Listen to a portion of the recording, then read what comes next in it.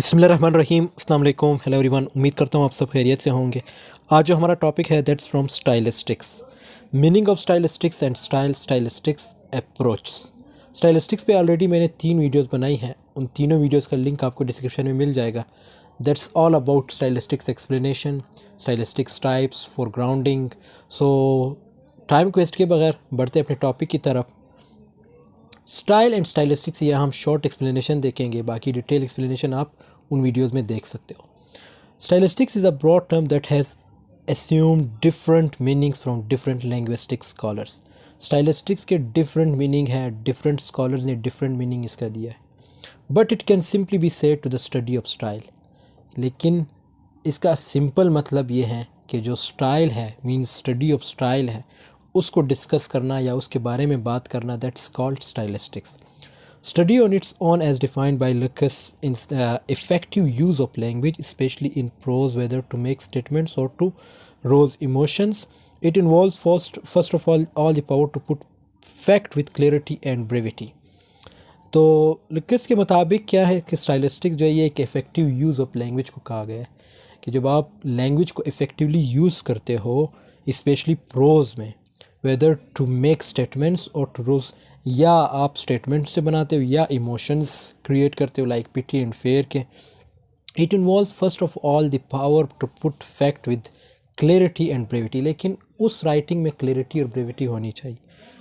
To, the term is applied to the realm of linguistics and literary science, which studies faculties of a writer individual manner of using language means to achieve his goals of influencing the reader।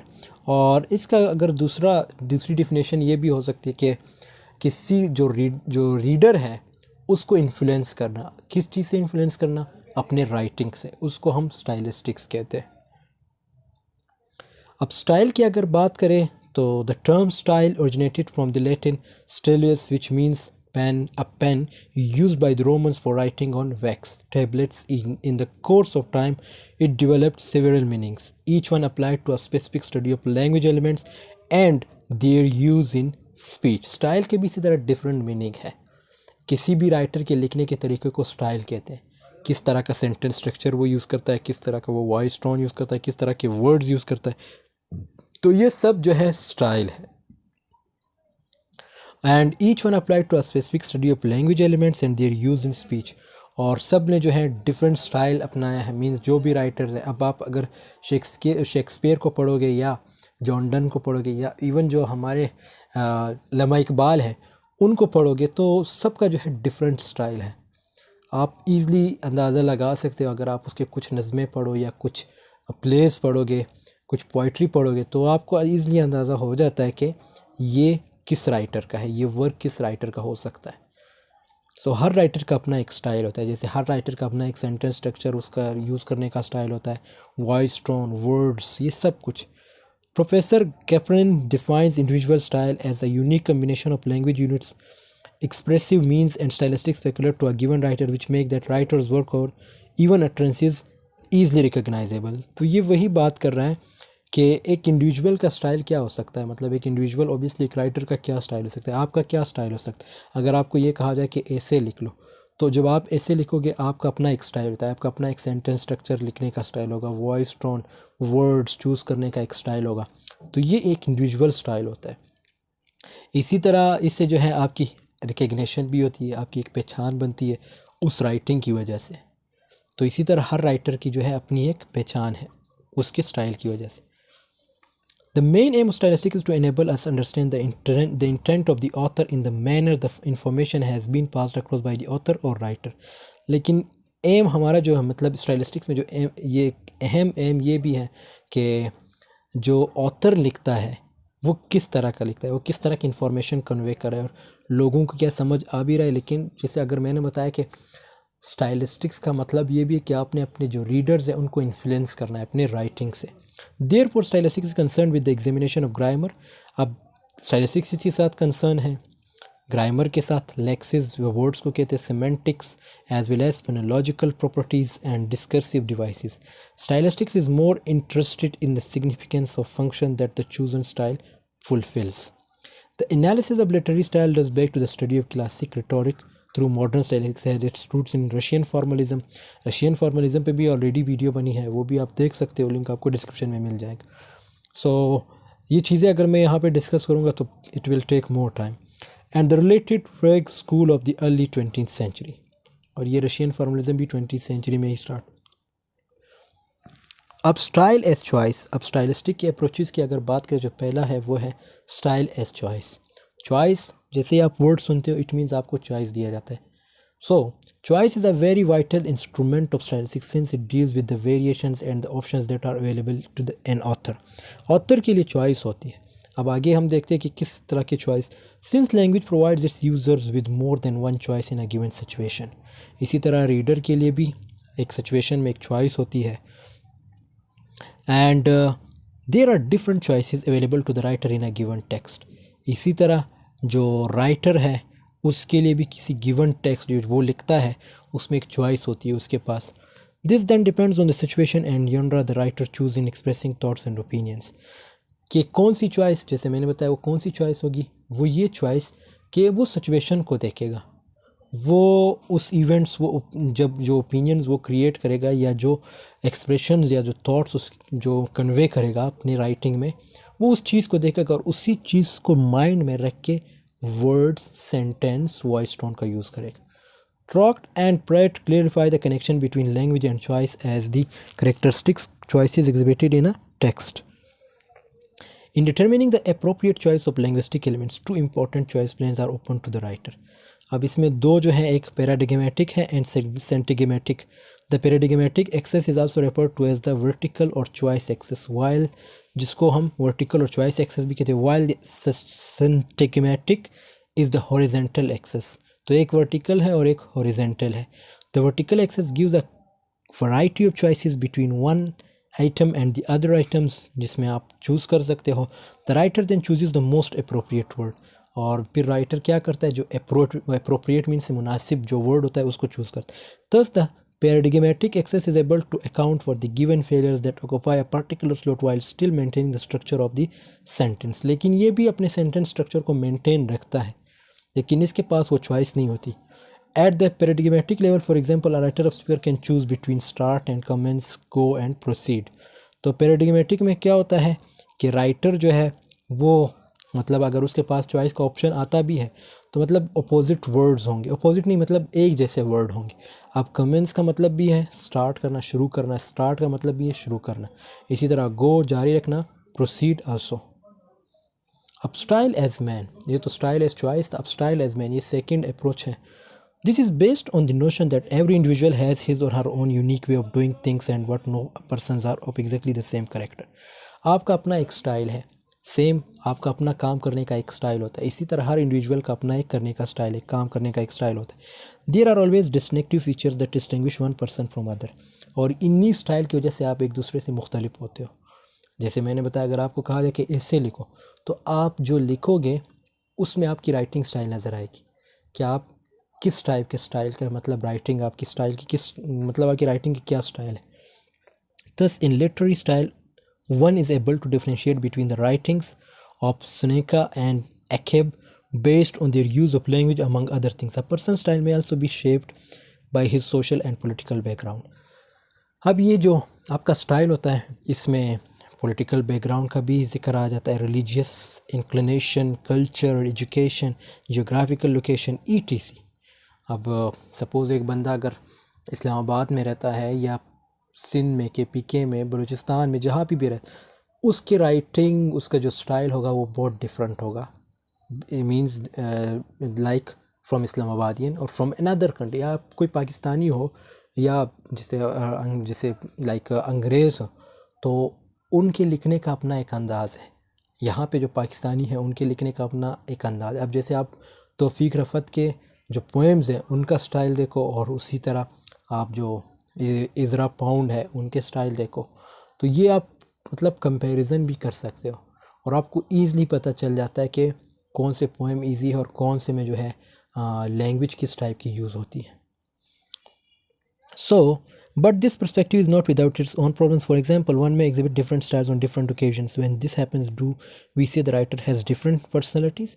अब ये एक सवाल भी है कि suppose एक occasions means occasion different occasions पे different style हम अपनाते हैं, तो क्या इसका मतलब है डू वी से द राइटर हैज़ डिफरेंट, क्या इसका मतलब ये कि राइटर की डिफरेंट पर्सनैलिटीज़ है? तो ये क्वेश्चन है आप लोगों के लिए।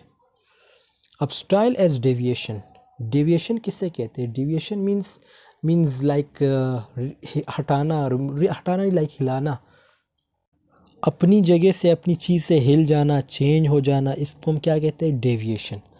सो डेविएशन का एक और चीज़, डेविएशन में जो है हम ये रूल्स एंड रेगुलेशंस जो राइटिंग स्टाइल के होते हैं उसको फॉलो नहीं करते, उससे थोड़ा हट के लिखते हैं।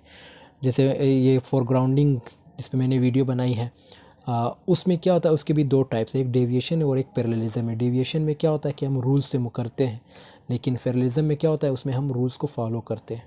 सपोज़ अगर मैं कहता हूँ ही इज़ प्लेइंग फुटबॉल, अब यह यहाँ पे ही क्या है? सब्जेक्ट है, इज़ क्या है? हेल्पिंग वर्ब है, और हेल्प क्या है? वर्ब है। तो ये क्या है? ये एक पूरा मतलब एक सेंटेंस स्ट्रक्चर को फॉलो कर रहा है, तो ये पैरेललिज्म की एग्जांपल है। लेकिन डेविएशन की डिफरेंट है, उसमें रूल्स को फॉलो नहीं किया जाता। When an idea is presented in a way that is different from the expected one, same वही बात कर रहा है कि अगर एक आइडिया है, मतलब आप ये सोच रहे हो कि यार ये चीज़ जो है इस सेंटेंस इसको ऐसे होना चाहिए, लेकिन जब आप उसको देखते हो उसके लिखने का डिफरेंट स्टाइल होता है। मतलब आप उस सेंटेंस को देखते हो, उसमें एक सब्जेक्ट या तो लास्ट में होगा या मतलब कुछ इस तरह होगा कि आप मतलब आपको चौंका देगा कि यार ये किस तरह इसने लिखा है। देन वी से much a manner of carrying out it is deviated from the norm. Norm से मुराद जैसे रूल्स का कहा गया है, तो ये रूल से हट के लिखा गया है। The concept of style as deviation is based on the notion that there are rules, कुछ रूल्स होते हैं, conventions and regulations that guide the different activities that must be executed. Thus when these conventions are not compared, अब हर चीज़ के लिखने के कुछ कवानीन होते हैं, कन्वेंशंस होते हैं, रेगुलेशंस होते हैं, जब इन चीज़ों से हट के चीज़ लिखी जाती है उसको हम क्या कहते हैं? Deviation. So deviation in stylistics is concerned with the use of different styles from the expected norm of language used in a given genre of writing. So वही के डेविएशन का मतलब ये है कि जब आप लैंग्वेज में कुछ ऐसे लिखते हो जो नॉर्म से डिफरेंट, जो रूल से डिफरेंट हो, it is departure from what is taken as the common practice. Language deviation refers to an intentional selection or choice of language. तो ये आप लोग पढ़ लीजिएगा, क्योंकि डेविएशन का जैसे मैंने बता दिया कि इसमें जो है रूल से मुकरना, तो इसमें हर राइटर का फिर अपना एक स्टाइल होता है। स्टाइल एज डेविएशन से मुराद के जो राइटर है वो उन रूल्स एंड रेगुलेशंस को फॉलो नहीं करता, वो अपने एक स्टाइल में लिखता है, मतलब वो रूल्स एंड रेगुलेशन से मुकरता है। ये भी उसी की एक्सप्लेनेशन है, ये भी पढ़ लीजिएगा आप लोग। अब ये same deviation again, style as conformity. अब conformity means style as conformity can be seen as the first available option for a writer to express himself. ये फर्स्ट ऑप्शन होता है एक राइटर के लिए कि वो अपने आप को एक्सप्रेस कर सके। This is so because virtually all possible fields that are written material can belong to have been established. Any style that is distinct is so as a result of deviation. In fact, it is on the notion of style as conformity that the idea of style as choice operates, and the results in or brings out the possibility of style as deviation. That is, the writer needs first of all to decide whether to conform with the established style or to deviate. It is not in all situations that a writer enjoys flexibility to deviate. Conformity का मतलब ये है कि writer जो होता है वो decide करता है, मतलब क्या डिसीजन लेता है कि मैंने कौन सा स्टाइल चूज़ करना है, मतलब डेविएट करना है, डेविएट से मुराद रूल से मुकरना है, या जो ऑलरेडी रूल्स एग्जिस्ट करते हैं किसी चीज़ को लिखने के उसको फॉलो करना है, तो इसको क्या कहते हैं? कन्फर्मिटी। लेकिन यहाँ पे जैसे बताया गया कि it is not in all situation, ये हर सिचुएशन में नहीं होता। राइटर इस तरह चीज़ों को हर जगह पे इंजॉय नहीं कर सकता। Flexibility to deviate. Style as conformity is open strictly enforce in certain fields और circumstances, this is open in कैड। तो ये इसी चीज़ से रिलेटेड है कि ये कहाँ कहाँ यूज़ की जाती है, जैसे एजुकेशनल, एकेडमिक, ये सब चीज़ों में इसको यूज़ किया जाता है। One major weakness of conformity to establish style is that it clips creativity, but the comment a text accommodates or injects some creativity in the style, it becomes marked as deviation from the norm. Again deviation की बात की गई है कि deviation का मतलब जैसे norm से हट के कुछ लिखना, उसको हम क्या कहते हैं? deviation कहते हैं। लेकिन कन्फर्मेटिव में आपके पास ऑप्शंस होते हैं कि आपने क्या करना है। आप डेविएट भी कर सकते हो, आप पैरेललिज्म वे में भी चल सकते हो, और ये चीज़ आप हर वक्त इंजॉय नहीं कर सकते। अब स्टाइल एज पीरियड और टाइम। पीरियड और टाइम से मुराद के वक्त के साथ आपका स्टाइल बदलता है, लिखने का, बात करने का, जो भी हो। Style can also relate to time period. This is because language is dynamic. Language जो है ये डायनामिक है, और स्टाइल जो है टाइम और पीरियड के साथ रिलेट है। It is always changing, this ये चेंज होता रहता है। मीन्स स्टाइल की बात करें कि चेंज होता रहता है। This becomes obvious when we look at the stage in the development of the English language. Example old English. अब आप जब देखते हो, ऑब्वियसली आप पोइट्री आपने पढ़ी होगी, उसमें क्या होता है, दी, त और इस तरह कुछ वर्ड्स हैं जिसको आजकल हम यू, योर पढ़ते हैं। तो ये क्या थे, ये ओल्ड इंग्लिश के वर्ड थे, मिडल इंग्लिश के वर्ड थे, और मॉडर्न इंग्लिश जो आजकल हम पढ़ रहे हैं। And we look at a script of in old English now, it will seem as if it were written in a different language because of the differences in syntax, क्योंकि उसमें syntax different थे, vocabulary different, spelling वगैरह ETC. तो ये क्या थी, ये time और पीरियड मींस वक्त के साथ चीज़ बदलती रहती है। जैसे उस वक्त ओल्ड में क्या था, थी, ते, ये यूज़ किया जाता था। आजकल क्या यूज़ किया जा रहा है, यू एंड योर। तो ये क्या है, ये स्टाइल है, मींस वक्त के साथ। और राइटर भी इन्हीं चीज़ों को फॉलो करता है। किस चीज़ को, कि जो आजकल यूज़ हो रहा है, यू, योर को यूज़ करेगा। अब एक बंदा अगर ओल्ड इंग्लिश को यूज़ करना स्टार्ट करे, तो वो तो एक कॉमन बंदा नहीं समझ सकता। हो सकता है बीएस मतलब जो इंग्लिश वाले वो पढ़ समझ सके, लेकिन एक आम कॉमन बंदा उसको कभी भी नहीं समझ सकेगा। तो आपने पीरियड और टाइम के साथ अपने स्टाइल को भी बदलना होता है। सो सेम ये अगेन पीरियड और टाइम की एक्सप्लेनेशन, स्टाइल एज पीरियड और टाइम की एक्सप्लेनेशन है। अब स्टाइल एज सिचुएशन। सिचुएशन के क्या मतलब, usually language is used according to situation. जैसे लैंग्वेज है उसको हम सिचुएशन दे के यूज़ करते हैं कि कब मैंने क्या और कहाँ किस तरह बोलना है। It is the context that determines language choice in speaking or writing. Certain words are appropriate for certain occasions. कुछ अल्फाज होते हैं जो हमने मतलब रखे होते कि यार इन अल्फाज को जो है मैंने इस सिचुएशन में और इस मौके और इस वक्त बोलना है। While some are considered taboo, vulgar or abominable. So कुछ अल्फाज होते हैं, कुछ सेंटेंसेस होते हैं जो वल्गर टाइप होते हैं, और वो कौन यूज़ करते हैं, जैसे फ्रेंड्स आपस में भी यूज़ कर लेते हैं, और लेकिन आप उनको किसी ओकेजन में यूज़ नहीं कर सकते। Consequently, a given situation has a great influence on the choice made at every level of English description. The concept of register further, अब इसमें वो रजिस्टर का भी जिक्र आ जाता है जो लिंग्विस्टिक्स में अगर आप लोगों ने पढ़ा हो। This point, for example, registers as aspect of style tend to be associated with particular groups of people or sometimes specific situations of use like journalese, legalese, liturgies, baby talk, the language of sport commentaries.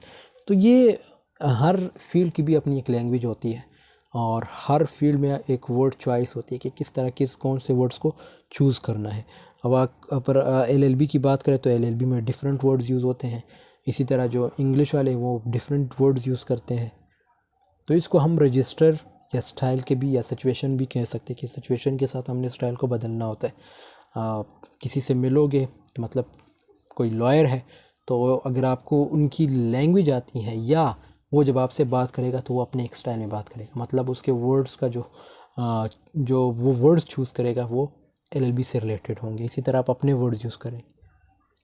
ये example है, stylistic study help cultivate a sense of awareness. First, a certain style is determined by the characteristics of user for language such as the age, sex, education, socio regional और ethnic background. Second, it is related to the characteristics of the US use of language in situation like role relationship between addresser and address, and like degree of intimacy, medium of communication, speech और writing. तो ये इन चीज़ों में बात की गई है कि इस तरह जगहों पे हम मतलब इस तरह राइटिंग स्टाइल, स्पीच में हमारी जो है सिचुएशन जो है मतलब जो वर्ड की जो हम चूज़ करते हैं या सेंटेंसेस को वो डिफरेंट होगा, इस तरह राइटिंग में डिफरेंट होगा। इसी तरह एड्रेसेस वगैरह जो हम ख़ताब वगैरह करते हैं उसमें डिफरेंट होगा, प्राइवेट और पब्लिक प्लेस में डिफरेंट होगा, और इसी तरह इन्फॉर्म या परस्यूट किसी को मनाना, किसी को इन्फॉर्म करना, उसमें भी हमारे वर्ड्स की जो चॉइस है वो डिफरेंट होगी। फॉर इंस्टेंस डेयर सर, ये पूरी एग्जांपल है आप लोग पढ़ लीजिएगा कि कौन सी एग्जाम्पल सही है इसमें। Like dear sir, I must apologise, I am triply sorry not to have got around to writing before now, all love me, here is the health of our friends, cheers, bottoms up. तो ये words किसके लिए, your friends के लिए use किया जाता है। When his dad died, Peter had to get another job. After his father's death, Peter had to change his job. तो ये भी उसकी एग्जांपल है कि कौन से सेंटेंस को हम किस वक्त किस तरह यूज़ करेंगे। Statistic study helps achieve adaption in translation. इसी तरह ट्रांसलेशन की अगर बात करें तो उसमें भी डिफरेंट सिचुएशन को दे के हम डिफरेंट ट्रांसलेशन करते हैं किसी भी टेक्स्ट की। He said to his little son, at that time I was so fatigued after a day's drudgery that I found it very hard to mount the Kang, my whole frame aching acutely. I couldn't go to sleep however hard I tried. Same अब यही sentence नीचे लिखा गया है कि कौन सा सही है, कौन सा अप्रोप्रिएट है और कौन सा नहीं। So this was all about today's. I hope this video has been helpful for you. Thanks for watching. See you in the next video. Take care of yourself.